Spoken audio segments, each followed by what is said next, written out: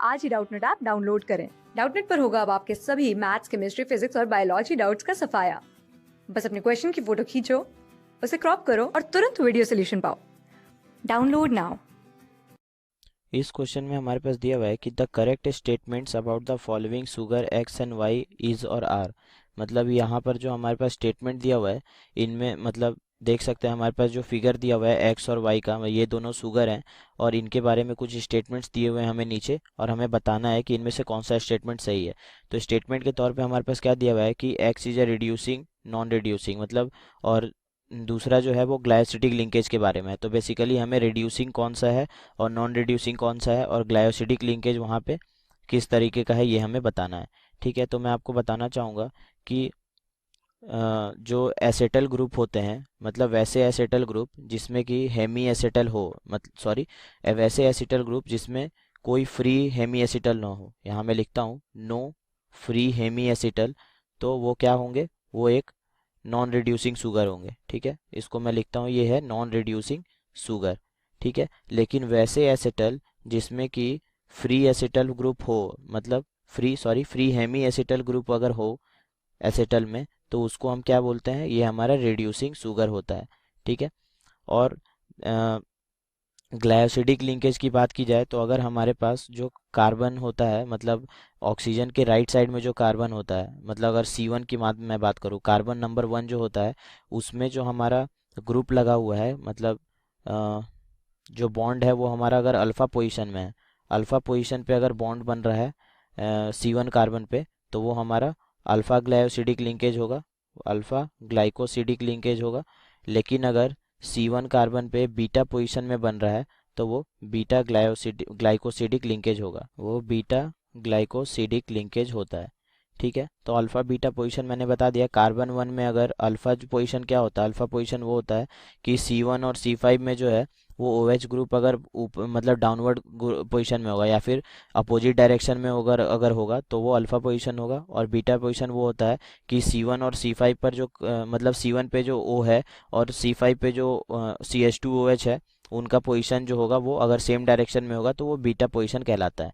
ठीक है, तो आइए देखते हैं कि हमारे पास क्या दिया हुआ है। तो X जो हमारे पास दिया हुआ है ये एक एसिटल है। ठीक है, एसिटल मैं बताता हूँ कि एसिटल क्या होता है। तो एसिटल वैसा ग्रुप है जिसमें कि हमारे पास दो OR ग्रुप जो होते हैं वो अटैच्ड होते हैं। ठीक है, इस तरीके से दो OR ग्रुप हमारे पास अटैच्ड होगा एसिटल में। ठीक है, तो एसिटल में हम देख सकते हैं कि हमारे पास X जो बना है, इसमें जो कार्बन है उसमें यहाँ पर एक OR ग्रुप है और यहाँ पर एक OR ग्रुप है, और हमारे पास कोई फ्री एसिटल नहीं बचा है। ठीक है, क्योंकि ये भी बॉन्ड में इन्वॉल्व है, ये भी बॉन्ड में इन्वॉल्व है, तो इस कारण से ये जो होगा ये क्या होगा, ये एक नॉन रिड्यूसिंग शुगर होगा। तो मैं यहाँ पे लिखता हूँ ये नॉन रिड्यूसिंग शुगर है क्योंकि यहाँ पे कोई फ्री हेमी एसिटल ग्रुप नहीं है। ठीक है, हेमी एसिटल आप जानते हैं क्या होता है, हेमी एसिटल का मतलब होता है कि एक जगह OH होगा और एक जगह OR होगा। ठीक है, तो हम देख सकते हैं कि यहाँ पे कोई फ्री हेमी एसिटल ग्रुप नहीं है, तो इस कारण से ये नॉन रिड्यूसिंग होगा। ठीक है, लेकिन अगर हम वाई की बात करें तो वाई में हमारे पास क्या दिया हुआ है, तो वाई में हमारे पास दिया हुआ है कि यहाँ पे एक हेमी एसिटल ग्रुप जो है वो फ्री है। ठीक है, हेमी एसिटल ग्रुप फ्री कैसे होगा, तो हम देख सकते हैं कि ये हमारा OR ग्रुप है। ठीक है, और एक हमारे पास क्या है, ये OR ग्रुप है। ठीक है, और ये फ्री है। ठीक है, तो इस कारण से हम देख सकते हैं कि हमारा जो ये होगा ये एक रिड्यूसिंग शुगर होगा क्योंकि यहाँ पे एक free hemiacetal group present है। ठीक है, अब ग्लाइकोसिडिक लिंकेज की अगर मैं बात करूँ तो ग्लाइकोसिडिक लिंकेज हमारे पास किस तरीके से है, तो हम देख सकते हैं कि जो हमारा X है उसमें ग्लाइकोसिडिक किस तरीके से बना है। यहाँ पर ग्लाइकोसिडिक लिंक जो है वो अल्फा पोजीशन पे बना है, और अल्फा पोजीशन क्या होता है, CH2OH, और ये वाला जो O है इन दोनों का डायरेक्शन अपोजिट हो, तो ये अपवर्ड डायरेक्शन में और ये डाउनवर्ड डायरेक्शन में।